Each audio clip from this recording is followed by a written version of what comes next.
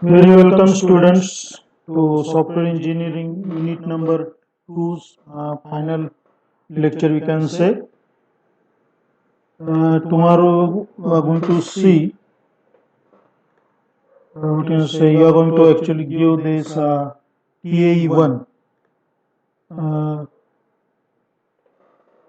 so right now we are in total 9 attendees here. Amit Chauhan, Gautam Chingade, Jivnesh Patel, Padmanabh Kale, Subhadra Kumari, Shubham Hegde. Okay. Now it's increased to 12 and likewise. So today what we are going to discuss in this session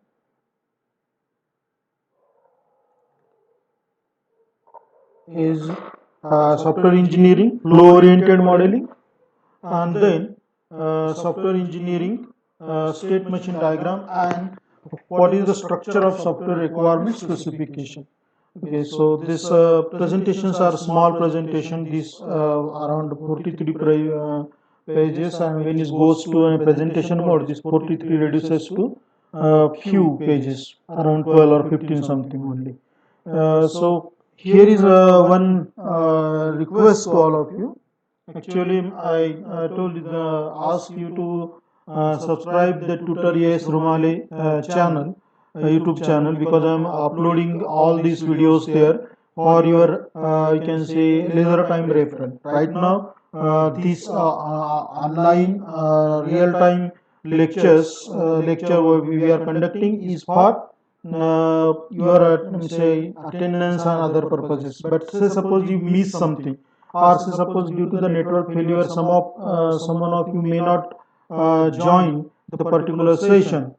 Okay. In that case, he or she will be able to go to the YouTube channel and can see the videos. Maybe after a few days, once the video becomes, you can say, view another things, we will be accessible to only subscribers, because YouTube is actually amending their rules and regulation about watching the videos and something. So you require to be a subscriber of YouTube channel to see the certain type of video, and so that may happen in the near future, maybe within 1 month. So this is I'm once again asking you that all of you kindly subscribe to the channel. Okay. Now we are going to see about this what exactly the software engineering requirement specification stands for. So when we say software engineering requirement specification, again these slides are the basis slide which I actually modified in August 2019. Afterwards, I won't got the sufficient time and what you can say that the material which you can say make add some advancement into the things, because this presentation material is actually extracted from the 35 years experience of Roger Pressman, Ian Somerville, and like legendary authors in software engineering and project management. I won't found the quality material enough to add into this presentation slide, and so I kept this slide as they are. So what is the objective of today is that we are going to see what is requirements modeling strategy. Okay, then what are the flow oriented modeling, that is in data flow diagram and control flow diagram, and how we can create a behavioral patterns for requirements modeling. So we are going to see this in a very brief thing. So these are the objectives here: to learn about requirements modeling strategies, to learn about flow oriented modeling, and to learn about creating the behavioral patterns for requirements modeling. What will be your takeaway here? That when we will go with this requirement modeling thing, you actually will have this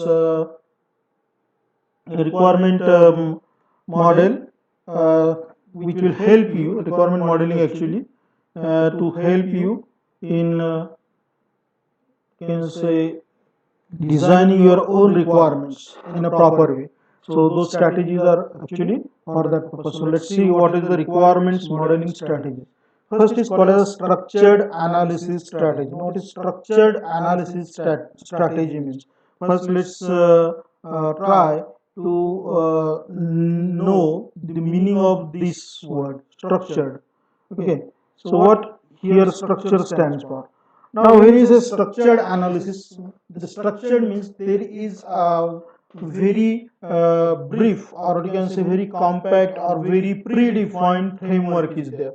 So when you say structured analysis, is a step-by-step procedure. You should have to go through all the steps. It is so structured. For example, right now our BTech degree is a structured degree.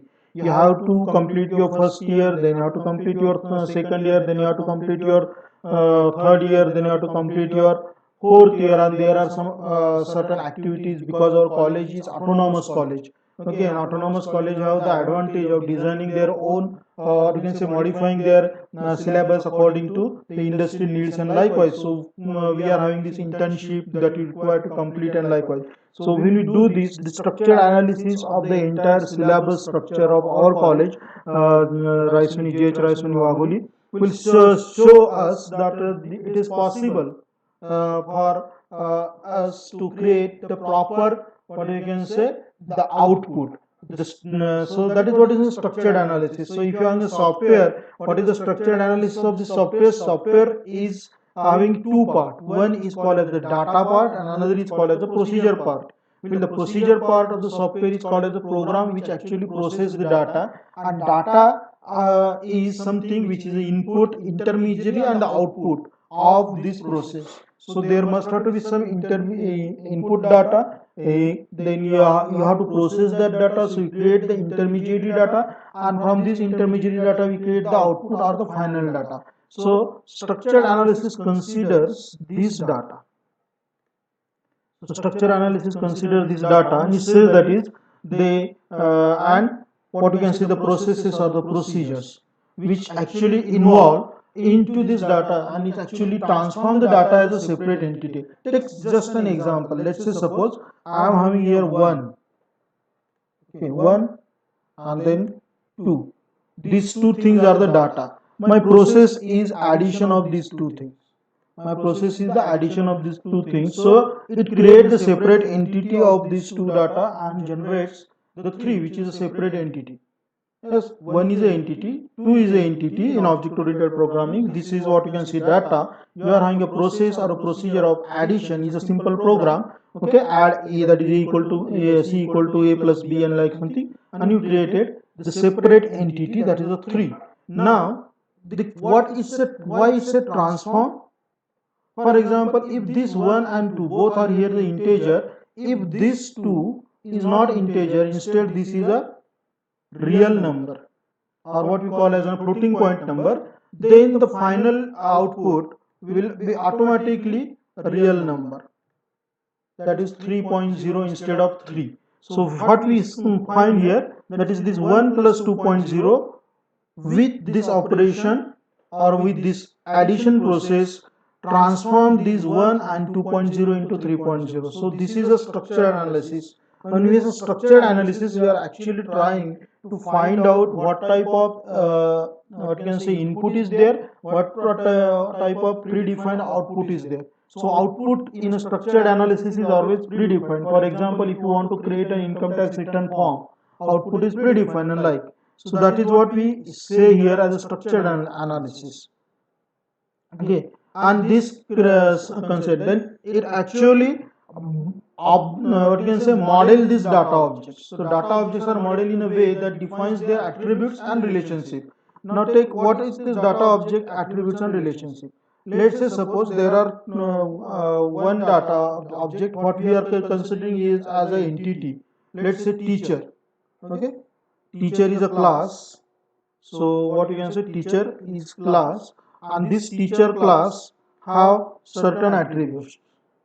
Certain attributes. So if you want to relate this with your C, C++, something, this can be considered as an union, or this can be considered as a structure there. So teacher is a class, and what the teacher is having the attribute? Every teacher has a name. Yeah. Every teacher has the qualification. Yes. So you can say these things are there. Every teacher need to teach some subject. Yeah. So let's consider here that an object of type this teacher, whose name here is ASR, that is me right now, okay, is here. So ASR is actually an object. ASR is an object. So name is there. So name will be my name here. Qualification, my qualification, the subject here is the SCPM. So I got this object SCPM, and here I am having only one object. Well, this one object or one teacher is having a relationship with other similar type of class. Those class is what we can call it, that is a star symbol. Okay, here you are having the class, and this class is a student. So you are having a student class, and you are having the many objects for these students. Okay, so here you are having one to many relationships. So these data objects are having multiple, at least they must have to have the one attribute.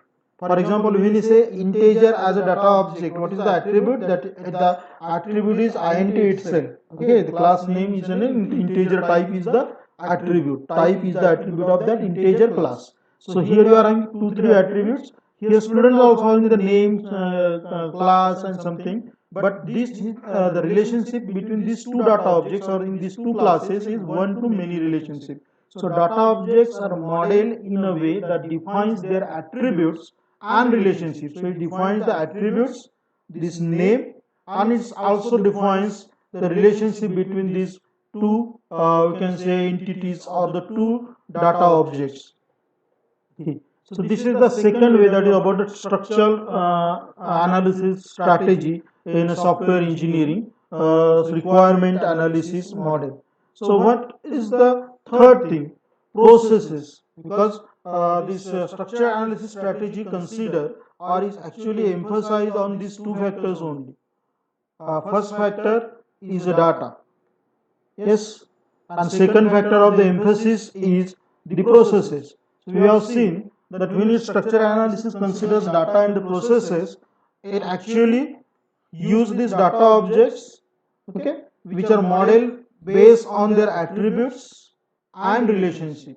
So data objects, all attributes are defined, and data objects relationship with each other is defined in a structured analysis strategy. Means when the customer gives you a problem statement, let's say suppose the customer said that he want that a retailer, pharmacist retailer example we have taken in the last lecture. Let's say so he asks you for his complete thing. So what are the different data objects that you require? You are actually taking all the attributes. For example, medicine is a data object, a class. Then what are the medicine? Medicine will have the name, medicine will have the company, medicine will have the content, medicine will have the manufacturing date, medicine will have the expiry date. Okay, medicine will have the price. Okay, now this price will be per unit, and what you can say, when you say per unit, a complete strip of that medicine. Likewise, medicine may have the type. It may be liquid, it may be what you can say, capsule, it may be some other form, and likewise. So you have to consider those things. So data objects and these attributes are related with each other. So there may be this thing, that is, if you are trying to take some medicine, let's say suppose you want to take some medicine to strengthen your immunity, but the medicine is having the sulfur in it, and you are allergic to sulfur.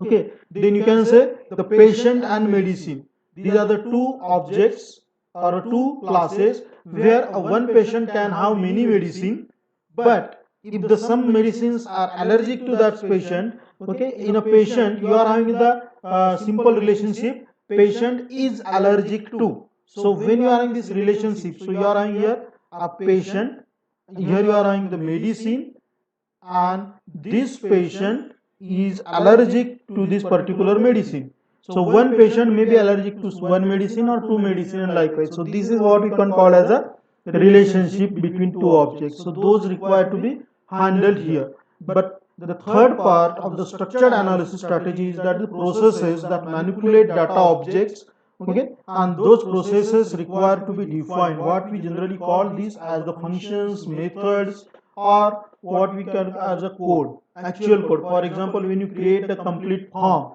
let's say suppose you created here the form, and in this form here you are having the submit button, and no code is there. Okay, submit button has a relationship with whatever the data that you are entering here. These are the two entities, this data and the submit button. These are the two entities and they have the relationship. That is when the submit button is actually pressed. Okay, when the submit button is pressed, whatever the data is there, that data required to be get processed and submitted into the particular database. But if there is no code, means if there is no process defined behind that particular submit button, if even if you go on pressing this submit button for infinite time, okay, or what we can say for eternity, no data will be get uploaded into your database, and that is what you can say that the manipulation of the data objects. So processes that manipulate data objects are modeled in a manner that shows how they transform data. So when I say save, you know the data gets saved. When I say update, you know that data get update. Edit means there is a data that now you can select that data and you can edit it. And likewise, so that is what you say. It means shows how they transform the data.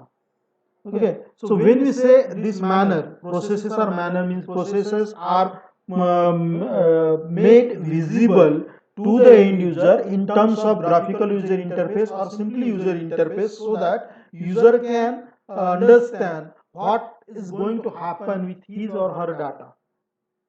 Okay, and this actually come with a flow through the system.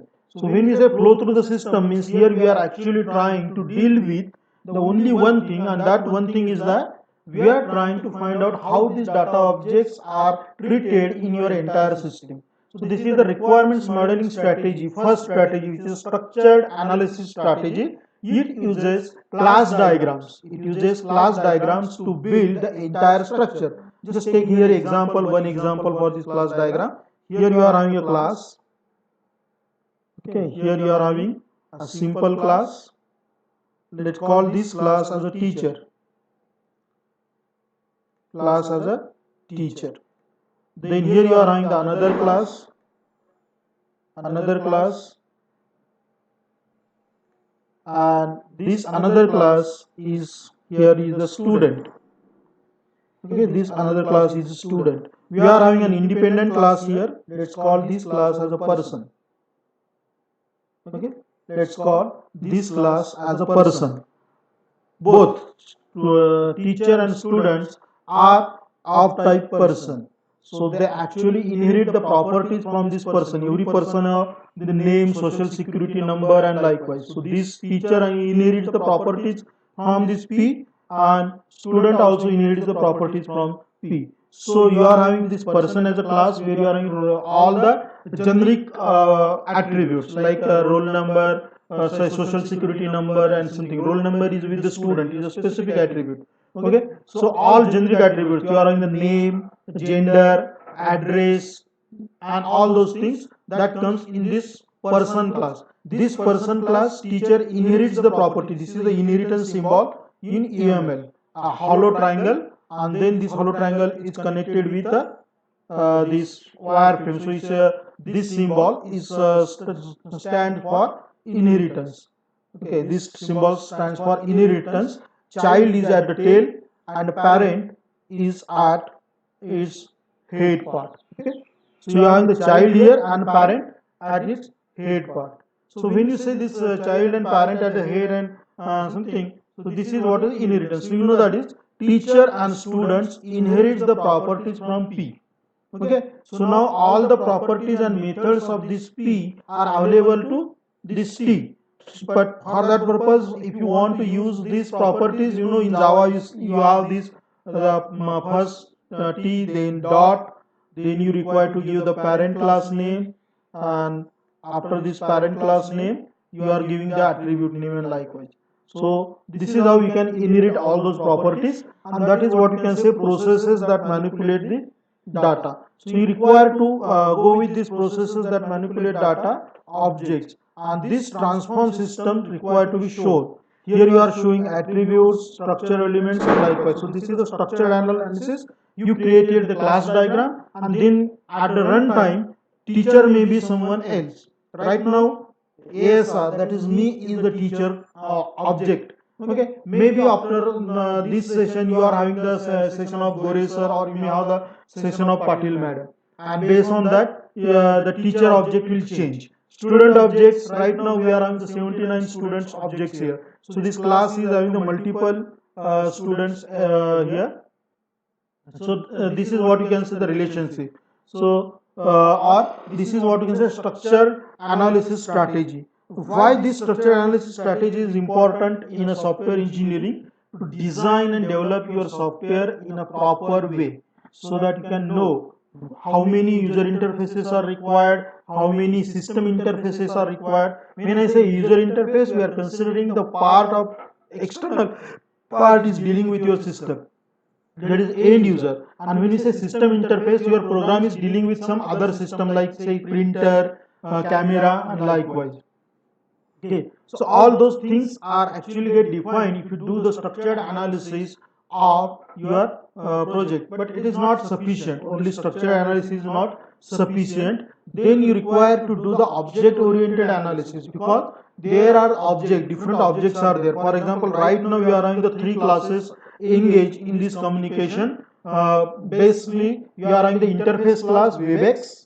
Okay, I am connected with that interface class, and you are also connected with the interface class webex, the student class and teacher class. Now the object or instance of teacher class is AS Rumale. Object of this webex class here is the SCPM web training, and the object of student class are all the students who actually join to this thing. So one teacher is connected with this SCPM, and many attendees are connected with this webex SCPM object. So at right now, this is what we can say a requirements modeling or object oriented analysis. So this object oriented analysis focuses on the definition of classes. So it won't go for the actual relationship or something, but it actually go on defining the class entirely. For example, if you go on defining the person class, for the person class you are having the different attributes, and those attributes like person will have the date of birth, person will have, if he's working, date of joining and something like, person will have the address, person will have the social security number, gender, and other things in nationality and so on. So all those are gone, and then it's see how these classes are actually collaborate with each other. So when you say collaboration, so this collaboration is there. So manner in which they collaborate with one another. And when you create this entire structure, this structure analysis or object oriented analysis, or what we call as a blueprint of your software, that is what will be there in your software and like, and if you put it to the customer will validate it. That is what we call as with one another to effect customer requirements. So the structured analysis strategy is generally used when you are having what you can say focus things, that is structured analysis on this. Then next is the flow oriented modeling.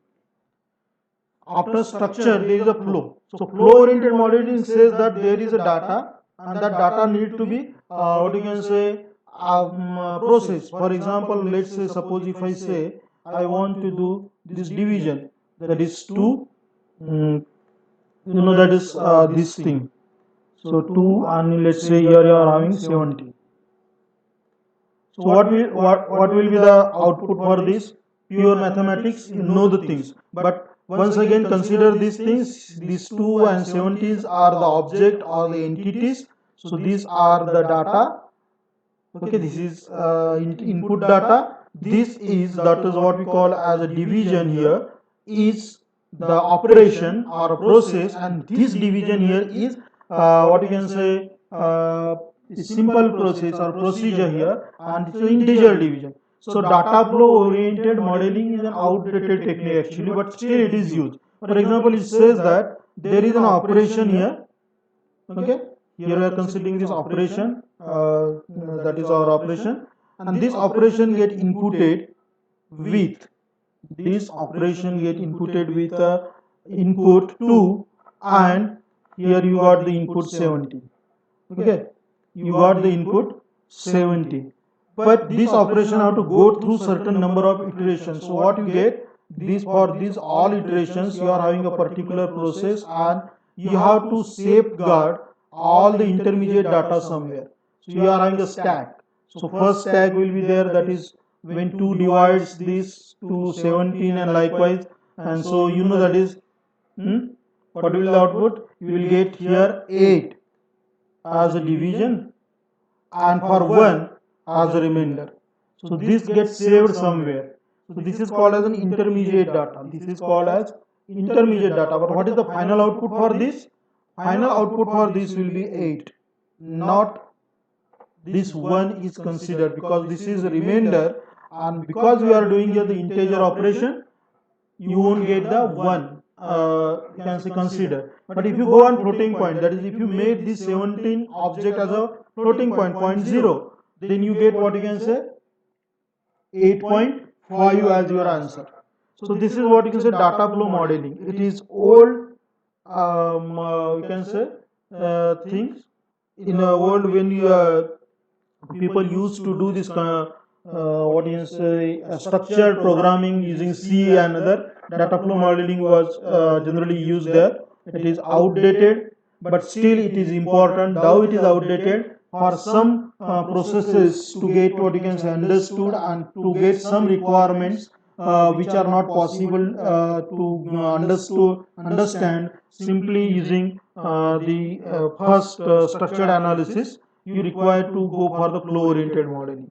So in data flow oriented modeling, there are two type of data flow orientation. There are the flow oriented modeling. There are two type of flow orientation: data flow or control flow. So data flow diagram in related diagrams and in a object oriented. Okay, these are not the formal part of unified modeling language because data flow diagram not support object oriented programming or advanced computer programming. It is the old way, but still you can use these data flow diagrams in terms of activity and other things for showing the data flows. So this how this data flow diagram is what you can say. It is the input process output view of the system. So here you are having some input, what will be the intermediate data and what will be the final outputs. So data objects flow into the software that are transformed by these processing elements or what we call as a code or say the logic. This also called as these processing elements, sometimes referred as a business logic because they actually process the data. So these data objects are generally represented using label arrows. Data are generally represented using some circles and likewise, and subsequent data flow diagrams required. So you first create a simple data, that is there is an input to the system. You can say that there is an input to the system. You are here input. This input get process and this process produces the output. This is what the first level of the data flow. Second, we'll say that is this produces some intermediate you can say data. So for all this intermediate data, you are having once again the intermediate input and intermediate output like things. So this is what we can say that it is objected. The DFD is presented in hierarchical fashion. Obviously, means you are giving a top what you can say instance of this and likewise. So here you are if you go with the IoT and you want to create a safe home software. So this is your system name here, safe home software. Example is adapted from the book of Roger Pressman. I won't have any copyright on this. Okay, on this example. So safe home software is there. So what the requirement for safe home software? You will have the control panel, you have the sensors, you will have the control panel display, you will have the alarm, and you have the telephone line. So sensor will sense something and send that sensor status to the software. The user will use this control panel to say control the safe home software. Safe home software will do what? On this sensor, it will display the information to the control panel display and so to the user. And then user will say set the alarm. So it will set an alarm, or it may say you can say telephone the thing. So it may go and dial to the nearest police station and something. So this is the very high level data flow diagram of a secure home or a smart home. Okay, so this called as level 0 data flow diagram. So this depicts only software system as a signal bubble. What are the primary inputs of this thing and what are the primary outputs? So here, if you see here, these are the primary input and these are the primary output of the system. Okay, so refinement should have to begin with this. Now when we go on doing this bubbles, and likewise they have been given with a meaningful name, because we are creating diagram to what you can say, describe our entire software to the customer. So this is what you can say, the level 1 data flow diagram for a safe home security function. When we say level 1, so we are actually trying what exactly happens in a control panel. So control panel, when you say the user commands and data, it interact with the user. It can be used for the configuration of the system. It can be used to activate and deactivate the system. It can use to process the password. So you are having 1, 2, and 3 button. Okay, for this interact or the interface with the user on the control panel. So when you say configuration information is having this configuration database, and that database or text file can be used for configuration. So this display messages and status. This is the output. Okay, to the control panel, and from control panel the user can guess monitors the sensor and likewise control panel display, alarm, and telephone. This is called as a level 1. So here we actually expanded this entire control panel operations. Okay, entire control panel operations in this part. So this is a level 1 data flow diagram. In the same way, we can go for the level 2, level 3, level 5, level 6 data flow diagram, and likewise. Okay. So this is a data flow diagram concept, or this called as a flow oriented modeling for the analysis of whatever data the user is having and how that data going to be get say process. Level 2 of this data flow diagram says that it refines the monitor of sensor process. So you go on monitoring and sensor process, what exactly happened there, and you go on refining all this process. This shows the data, this shows what happened. This shows the data, this shows what happened. Okay, and likewise we go on doing the same thing. Now in a similar way of the data flow diagram, you are in the control flow diagram. So here in data flow diagram, the data is at the center. Here in control flow diagram, the control will go into the center. So these applications are driven by events, or generally when we say control flow diagram, they are totally based on the event. So whatever event happen, based on that it will actually give the output. Okay, so it's the control specification. For example, if I am having the mouse here, and right now mouse over event is happened. Okay, if I click here, the mouse select event of this pen is happened. So the pen symbol is there, and I can now draw something here. Okay, so this is what we can say here as a control flow. So how the control actually passes from one application to another application, that we are trying to find out in a control specification diagram. So here after this, the CFD and DFDs, they are the old era, or you can say outdated modeling of the things. For object oriented model, it is not possible to employ the entire CFD and DFD. So they come up with an excellent idea of what we call as a state diagram for the safe home security function. And this state diagram is a state chart diagram which is used by UML, and this is the start of this state chart. Okay, this symbol for the star, obviously this for the end of the process.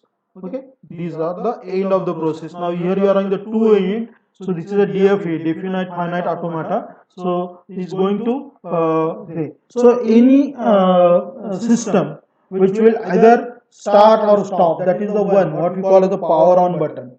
Okay, this is the first state of the operation. So from start, what we call this as an epsilon input, it goes into the first state, that is called as resetting. So you can entry or set, and likewise. So this is the first state of the system. If everything goes okay, it goes to the idle. Idle means simply waiting for the input.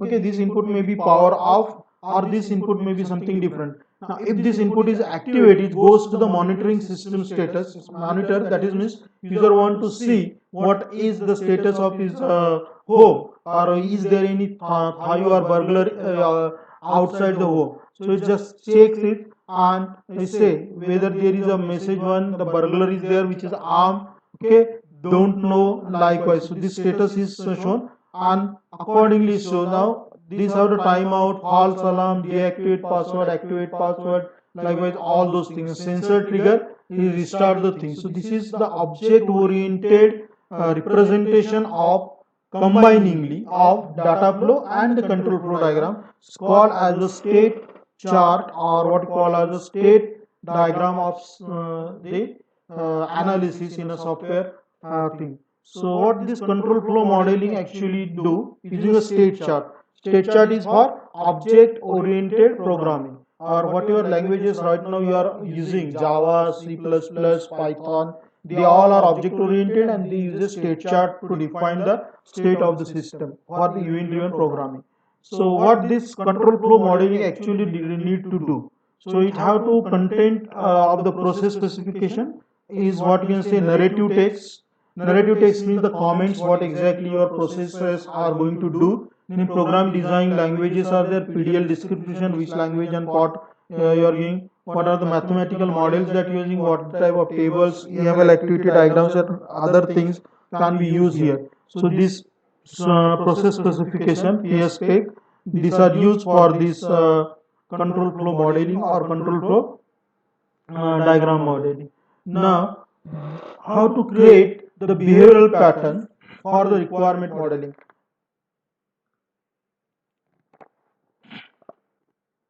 First come the behavioral model indicates how software will respond to external events or the stimuli. Means if I do move this mouse from this place to this place, how my software will once a response. For example, right now I am moving the mouse. Here you are having this hand symbol. Yeah, but as soon as it goes outside this presentation, it becomes converted into the arrow, and that is what you can say are the behavior. So you are actually defining the behavior based on these movements and what type of borders is something. So to create the model, you should perform following state behavioral model. Okay, first evaluate all use cases. So what are the use cases? A user can log in into the system, browse the system, and likewise. Second, you have to identify all the events in the system. For example, if you say created a form, you can enter data into the form, you can check data of the form, you can validate data, you can save data. So there are different events are there. Click button event, mouse over event, all those events are there. So you have to identify all the events which can happen with the graphical user interface and with the your entire you can say system or software. Then you have to create the sequence for each such use case. So you have to create the database, you have to build the state diagram for the system. That is, you have to find out what will be the state of your system at the time of login, what will be the state of your system when it's processing certain type of data, what will be the state of your system if some error occurs, what will be the state of your system if resource conflict or what you can say deadlock like situation happens, and likewise. And then you have to review all the behavioral model, and based on that you have to go with the accuracy and what you can say the responses or in a consistency. So this is what we call as a behavioral model, and these are generally shown with the state diagram with the control panel class. Here we are say for the we are actually shown with the state chart or state diagram. So when you say key, it is a reading, comparing, log, selecting. These are for login process something. Sequence diagrams are used. This shows the behavioral model. Sequence means you are on the homeowner. What homeowner do is says the system is ready. Homeowner says the password. Username is there. Password is there. Control panel is reading the A. What is A is the homeowner. So it reads the homeowner face and get the password, compare it, and do lock, unlock of the door. System actually compare all those things, and sensors are giving input and output to this particular thing. So this is a sequence diagram for the designing and developing the behavioral model of the system. So no coding is done in a requirement analysis. Instead, the entire blueprint is actually created by the entire blueprint. I can't approve any student for the annotation. Do not ask for the annotation approvement. Okay. So this is what you can say. So now the first slides of today's lectures are completed. If you have any queries, questions, or something, you can put in the question and answer box, or you can, if you like the session and you understood everything. If you are not understood, you can go through the lecture once again when I upload the lectures on the YouTube video, and you can, what you can say, try to get whatever you not understood, and then you can put the questions. But if you are right now you having the questions, say questions. If you understood, just say okay sir, you can go for the next presentation. Okay, Ronak said okay, I can go for the next presentation. What about the remaining 82? At least I have to get 4-5 responses.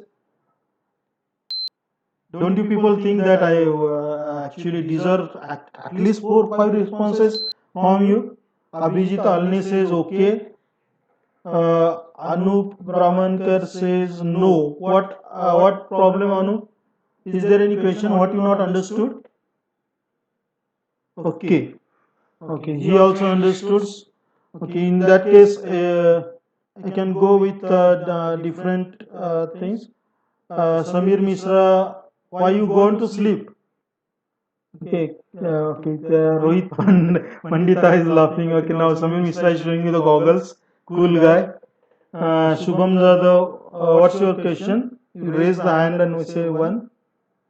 Okay, say. I think that you people are having uh, say, good time in understanding this first slide. So we'll go with the next slides of the software engineering. That is it's, our software engineering state machine diagrams. Okay. People have to put this question, fill this question answers and something with your responses, because that actually helped me in so what is state machine diagram and what is the structure of software requirement specification. So today we are going to see the objective is here state machine diagram with orthogonal states.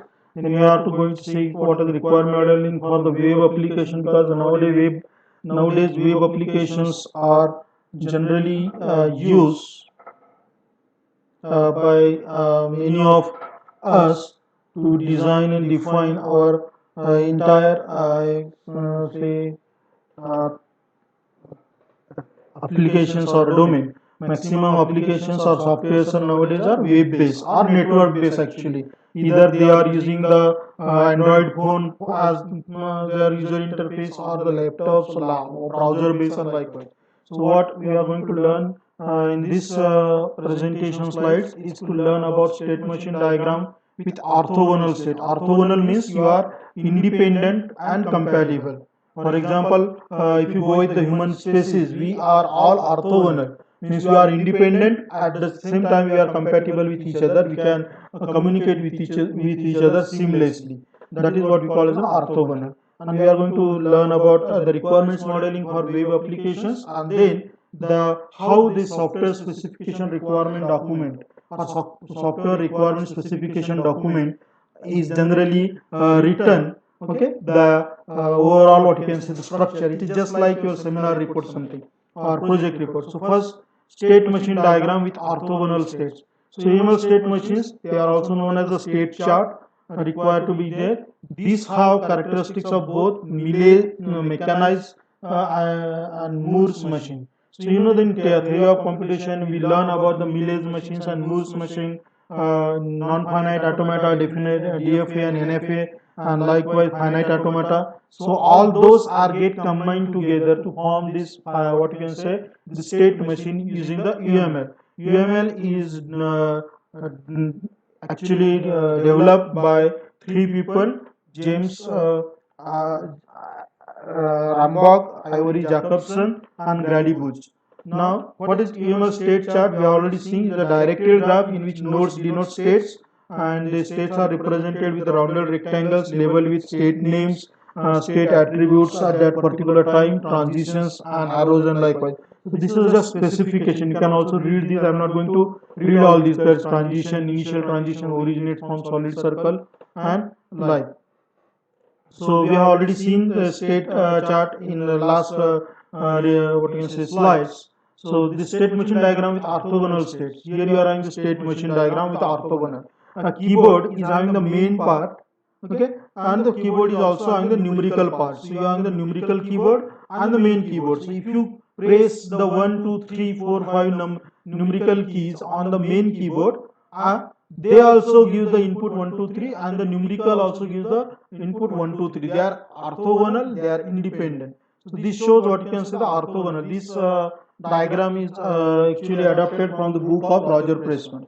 Now, degree to which requirements modeling of for web app is, that is how much analysis is sufficient for the web app. First thing is that any software is the continuous process. Okay, you have to when it comes to software, always listen, keep this in mind. All dreams come true. So what this all dreams comes to stands for ADCT. Okay, you can say all dreams come true, and then you are having once again the D, okay, this D, and then you are having the M. So this M is for maintenance, this D is for debug, document, and deployment.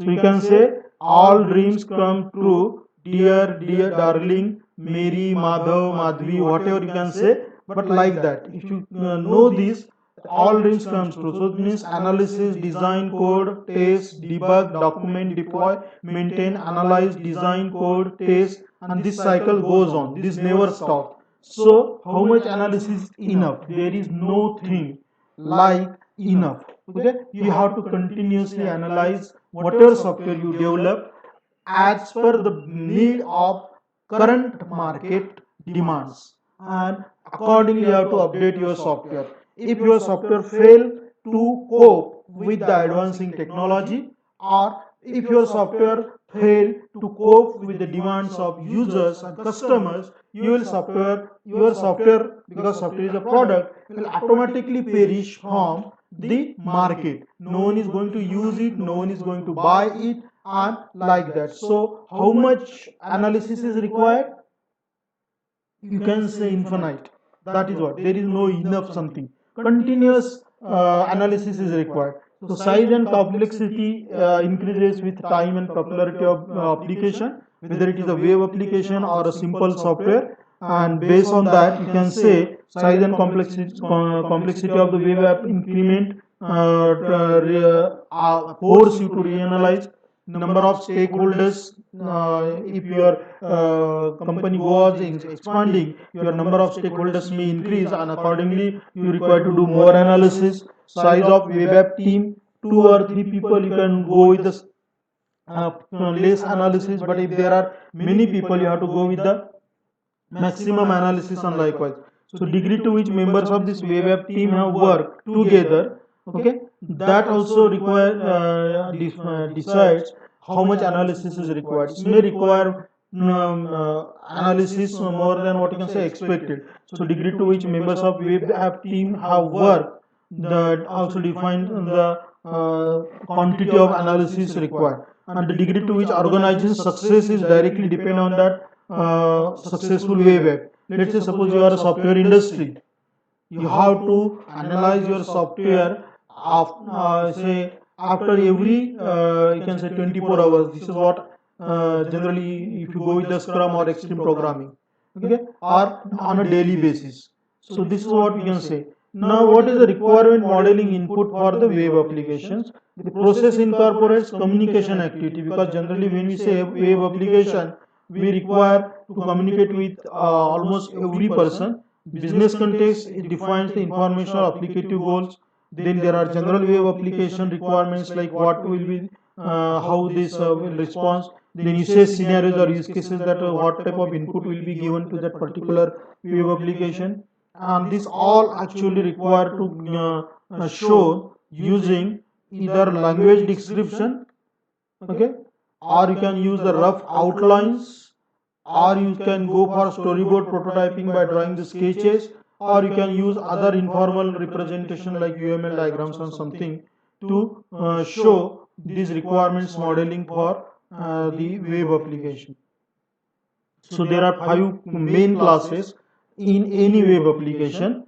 First is the content model. So it actually identifies the full spectrum of content. For example, let's say suppose if you are creating a job portal, what will be the content model? It's required to have a login system for the you can say users who are seeking or searching for the job, and a login for the what you can say the employers who are ready to give the who are offering the jobs, and likewise and then colors and all the categorization, something that is what we call say content model. So it include text, graphics, images, videos, audio data, and likewise. Then you have the interaction model, that is the graphical interface, that is how user is going to interact with your web application.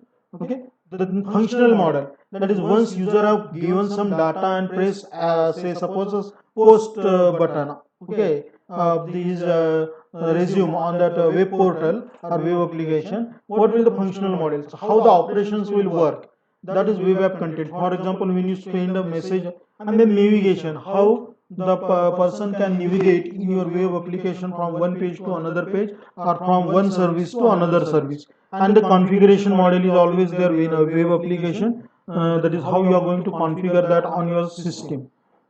So this is the last point of the today's lecture, and your unit also. Tomorrow we are having the TAE1. I will conduct the TAE1 through try to conduct the TAE1 through the Google Classroom, or else we will go with the WebEx question and answer, because WebEx also allow us to create. But if you go with the Google Classroom, Google Forms, you will get the results in everything automatically. So now first thing that I am asking you, that is what is the software requirement specification template, or what you can say how the software requirement specifications are actually documented by the software engineers before designing the actual software. So when you create your project report or a project, this is like a seminar report. What you are having first, the introduction. It shows the purpose, document convention, intended scope, and requirement. This structure here is adapted from the book of Roger Pressman. Okay, then overall description is given about your software, that is what we call as a software is a product. So we say product perspective, product features, user classes, characteristics, and likewise. Third chapter of the software requirement specification includes the system features, what you are going to offer. And whenever you are in the system features, there are if you go with the quality function deployment, you know that is or the Kano diagram. Kano diagram or quality function deployment says that any system is having first thing, that is what we call as the basic features. Then it's have the intermediate features. Okay, and then it's having the excellent, or you can say wow features. And these wow features are there. So if you go with the Kano diagram, you are having the basic features, intermediate or expected features, and wow features. So when we say system features, the system feature 1, it generally shows the basic features. System features 2 generally go with the expected features. And why is added here and so on? Generally the high end wow features of your software are given to the your esteem, or what you can say esteem customer. And so they are if there is an esteem customer, then you can go for the wow features and likewise, or value added services. Then you have to go with the what are the different interface requirement. The external means what type of graphical user interface you are going to use for user to enter data, what are the different hardware interfaces or require compatibility of software interfaces, and what are the communication interfaces required for your software to perform smoothly. Then other non-functional requirements are performance requirements, safety requirements, security requirements, software quality attributes, end user license agreement, and legal notices, and all those things which are still required. Then in a glossary, when we say appendix A, B, and something, the A shows the glossary. If you are using some technical jargon, then you have to explain those technical jargon to your end user, and that are added into the glossary. Analysis models actually use all the UML diagram, or you can say more detailed diagram of the same thing. And the appendix C actually shows the fact list, frequently asked questions, and if anything is not there, then you can call it as a then the customer, so that is called as the issues list. So this is the detailed description. So if you go with these things, if you consider 1.1, 1.2, 3, 4, 5, at least 5 pages for introduction, 7 pages for overall description, 2 to 3 pages for system features, okay, 4 to 5 pages for external interfaces, and then 5 to 4 pages for other non-functional, and pages as required for the other requirements. Based on this, you get the complete requirement specification of your software, okay, or of your product. These documentations are very important to promote your product and to create your product in a great way. So if you are having any questions and queries, you can ask now. If you like these sessions, you can say yes. You can just like Ronak, you can show me, give me the thumbs up in the question and answer. Okay, I'm saying wow. I'm now just stopping sharing, and likewise. Today we got total 86 at the end of this. Thank you very much, Amit, for saying wow.